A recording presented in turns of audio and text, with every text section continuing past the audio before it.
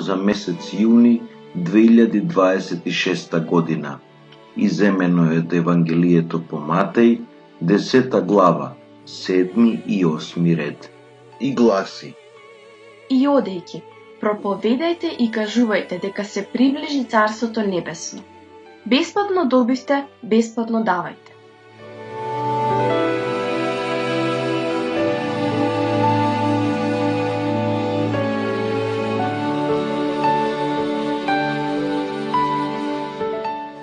Во овој извадок од Евангелието според Матеј, Исус ги избира апостолите, ги повика по име и им даде посебна власт да истеруваат нечисти духови и да лекуваат секаква болест и немоќ. Им даде и упатства каде и како треба да извршуваат својата прва мисија. Пораката што требаше да ја навестуваат беше јасна: се приближи Царството Небесно. Упатството одејќи да ја навестуваат дејната порака, од една страна нагласува дека вистинскиот ученик пред се е проповедник на близината, а од друга страна дека самиот начин на нивниот заеднички треба да биде навестувањето. Во Евангелието според Иван, откако им е даден новата заповед, Исус вели: по тоа сите ќе познаат дека сте мои ученици, ако имате љубов меѓу себе. И одејќи, проповедајте и кажувајте дека се приближи Царството Небесно. Бесплатно добивте, бесплатно давајте.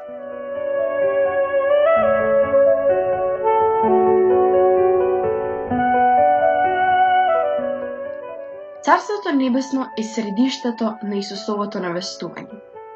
Сродниот израз Царство Божјо се користи во Стариот Завет и означува Божје владење, Божја власт и Божјо спасително действување во човечката историја. Тој е владетел на светот, а особено на израелскиот народ, кој го очекува потомокот на цар Давид, што ќе обнови улогата на Израел меѓу народите. Во Новиот Завет, самиот Исус е представен како Давидов потомок, а со тоа и како цар. За разлика од земното царство, Царството Небесно е царство на мир и правда, во кое се грижи за сиромашните, во кое владеат прошката и помирувањето, кои ќе донесат живот и светлина на сите народи.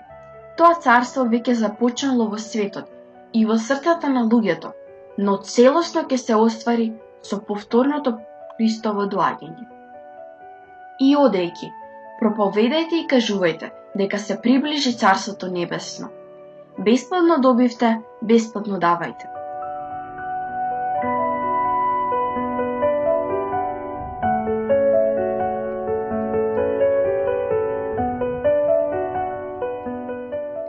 Исус навестува дека царството е временски близу, на дофат.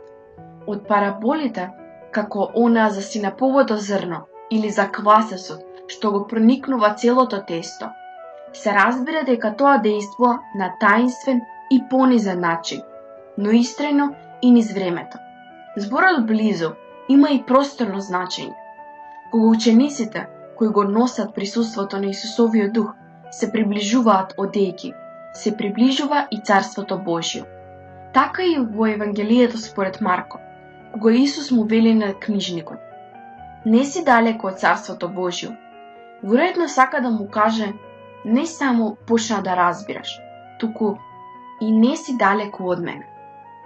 И одејќи проповедајте и кажувајте дека се приближи Царството Небесно.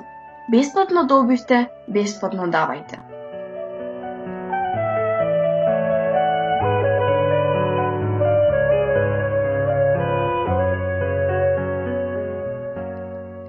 Бесплатно е превод на поимот што во грчкиот изворник значи како дар. Со тоа се истакнува дека она што апостолите го примиле не им било дадено затоа што го заслужиле. Изворот е Божјата великодушност и фактот што биле избрани за посебна мисија. Кјара Лубик пишува: Царството Божјо значи треба да се прифати. Тоа е дар што Бог ти го дава. Никаков човечки напор, никаква аскеза, никакво учење, ниту интелектуално истражување не може да те воведат во Царството Божјо.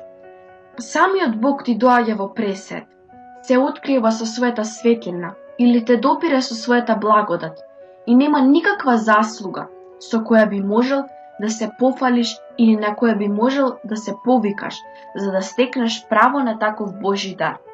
Царството ти се нуди бесплатно.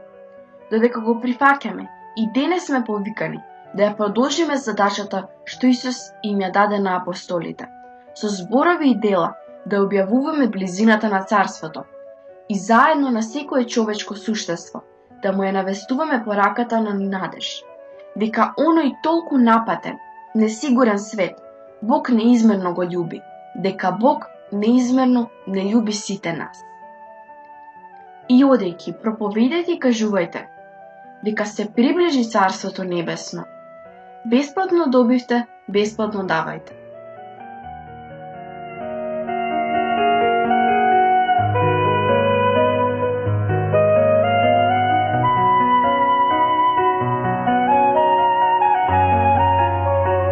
Подготвиле Пароди Рејес и тимот на Слово на животот.